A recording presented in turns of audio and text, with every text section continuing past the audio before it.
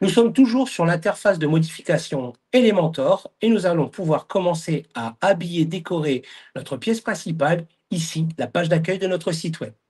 Mais avant de commencer, quelques conseils pour garder un design propre et professionnel.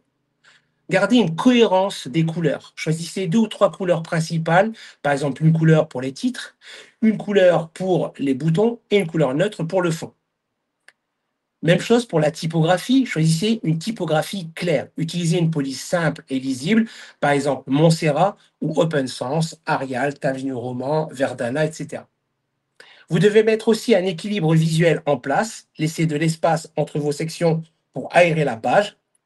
Et enfin, n'oubliez pas de hiérarchiser le visuel, c'est-à-dire un gros titre accrocheur en haut, puis des textes plus petits pour détailler. Un site agréable à parcourir, c'est un site où l'œil respire. Alors, on y va. Nous allons commencer par mettre en place dans Elementor la barre de navigation ici. Donc, on est sur une barre de navigation plutôt fine, en mode encadré, avec un logo, un titre de site et un menu de navigation. Puis quelques effets au moment où on survole ou on clique sur la page qui nous intéresse. Donc, tout ça, on peut le faire sur Elementor. Donc, on retourne sur l'interface de modification Elementor. On choisit une section composée de trois colonnes. Alors pourquoi trois colonnes? Nous aurons une colonne dédiée au logo, une colonne pour le titre du site et une colonne pour le menu de navigation. Je suis bien ici sur une section qui est en mode de largeur du contenu encadré, comme sur notre modèle. Donc on y va, on clique sur la première colonne, sur le plus qui est à l'intérieur, et nous allons aller chercher le widget dédié au logo.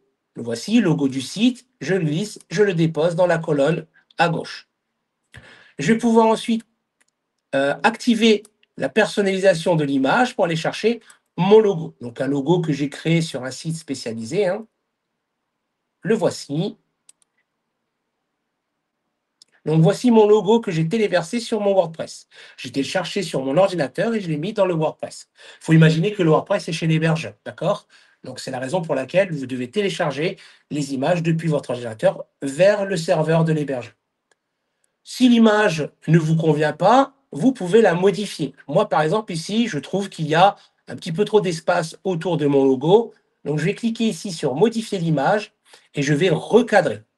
Donc, pour recadrer, je vais utiliser ici les petits curseurs à ma disposition pour changer la taille. Voilà. Et je fais appliquer le recadrage, enregistrer les modifications. Voilà, c'est ce logo que je vais sélectionner pour mon site. Comme vous pouvez le voir ici, le logo est un petit peu trop grand, même trop grand. Donc, on va pouvoir redimensionner le logo. Pour ce faire, vous avez le petit crayon ici, ou alors vous veillez à être sur modifier logo du site. Je vais aller dans résolution de l'image. Là, je suis limité à 150 x 150 au niveau de la taille, c'est en pixels. Moi, je vais aller dans personnaliser et je vais lui donner une taille de 50 sur 50. Appliquer. Je pense que c'est plutôt pas mal comme ça. Ensuite, je vais réduire la taille de ma colonne ici. Donc, je vais la réduire et je vais l'adapter à la taille du logo en largeur. Voilà, c'est-à-dire 6%. Je vais centrer mon logo par rapport à la verticale et par rapport à l'horizontale. Donc là, j'ai la colonne qui fait 6 colonnes, qui fait 6%, pardon. L'idée, c'est que l'ensemble de mes colonnes fasse 100% de l'encadré. Par défaut, la colonne ici faisait 25%, celle du milieu fait 50% et celle de droite fait 25%. Ce que je vais faire, c'est que la colonne de gauche et celle du centre, avec ces deux colonnes, pardon, on va faire en sorte d'avoir 50% de la largeur de l'encadré. Et les 50% restants, on va les réserver au menu de navigation. Donc c'est parti ici, je vais mettre, pour compléter les 6%, je vais mettre 44%. Voilà. Et pour la colonne tout à droite, je vais mettre à 50%. Voilà. Dans la colonne du milieu, je vais pouvoir glisser, déposer le titre du site. Donc, je peux le taper ici ou descendre dans les propositions des widgets et le trouver juste ici. Je le glisse, je le dépose. Je fais la même chose que pour mon logo, je vais le centrer par rapport à la verticale. En revanche, je vais le garder collé à gauche pour que ça corresponde au modèle. Et on va changer la police. Donc ici, je clique sur le petit crayon pour arriver dans Modifier titre du site. Je vais changer la police ou la typographie. Je vais mettre du Montserrat. Donc j'utiliserai cette police-là pour tout le site, hein. Voilà. Au niveau de la couleur de la police, ici, je vais mettre une couleur, un gris qui tend vers le noir. Donc 46, 46, 46, ça me paraît plutôt pas mal. Voilà. Et nous avons terminé avec la colonne qui contient le logo et la colonne qui contient le titre du site. Passons à la colonne qui va servir au menu de navigation. Pareil, je clique sur le plus. Je vais taper menu dans la barre de recherche ici des widgets et je glisse déposer le menu de navigation. Même chose pour la colonne de droite, pardon. Je vais centrer par rapport à la verticale. Par contre, au niveau du menu navigation, je vais le coller complètement à droite dans sa colonne. Il y a des petites choses à modifier. Comme vous pouvez le voir, je suis sur un menu qui est de couleur gris lorsqu'on est en mode normal. Au survol, c'est vert. Et quand la page est sélectionnée, c'est vert également. Ça ne correspond pas aux couleurs que je vais prendre, c'est-à-dire les couleurs orange comme ici. Donc pour ce faire, je clique sur le petit crayon ici. Je vais sur Style. La typographie, on va mettre exactement la même que le titre, à savoir Montserrat. Voilà.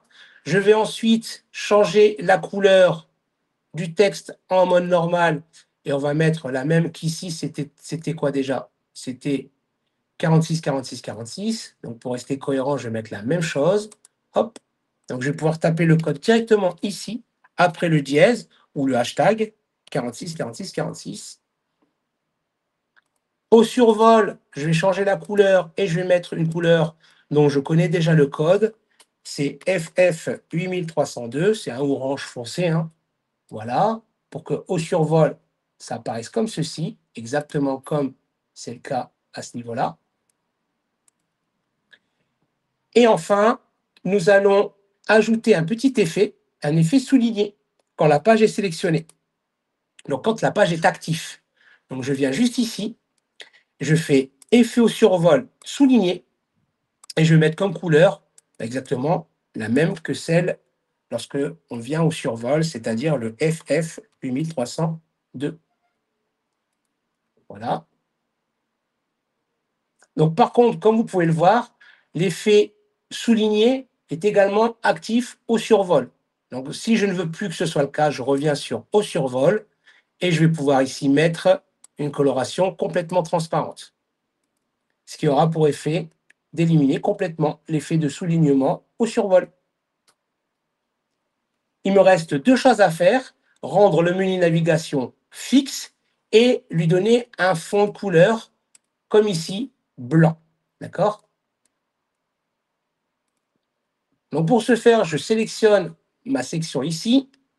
Je vais ensuite aller dans Avancer et Position. Je vais lui donner la position épinglée pour que ça reste fixe en haut de l'écran.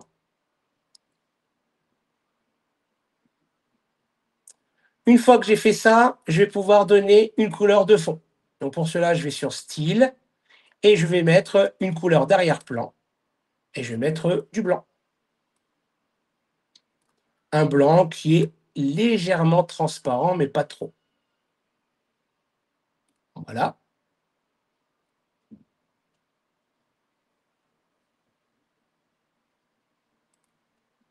Je pense que nous sommes plutôt pas mal. Donc épinglé. OK. Voilà. Donc nous venons de terminer avec la barre de navigation. D'accord? La prochaine étape, ça va être de créer ce qu'on appelle la section héros. Donc la section héros, c'est une section principale. C'est, comme nous l'avons vu dans une vidéo précédente, la bannière principale. Elle est souvent composée d'une image de fond et d'un titre et d'un slogan et d'un bouton de découverte. Donc, c'est ce que nous allons faire dans la prochaine vidéo. Ah oui, j'ai oublié une petite chose. N'oubliez pas de sauvegarder votre travail. Pour sauvegarder votre travail, vous cliquez sur Publier ici en haut à droite. Et si vous voulez voir une prévisualisation des changements, vous pouvez cliquer sur le petit œil ici. Et vous voyez ici votre barre de menu qui apparaît en haut de l'écran. Alors, je ne peux pas descendre pour le moment parce qu'il manque du contenu juste en dessous, mais je vous garantis que le menu de navigation est bien fixé en haut de l'écran. La barre noire que vous voyez ici n'apparaîtra pas côté client. Cette barre, ce sont des raccourcis liés au back-office WordPress. Puisque je suis connecté au back-office WordPress, c'est la raison pour laquelle vous le voyez apparaître ici, mais il ne sera pas du tout visible lorsque vous aurez terminé sur votre site et lorsqu'il sera visité par vos clients.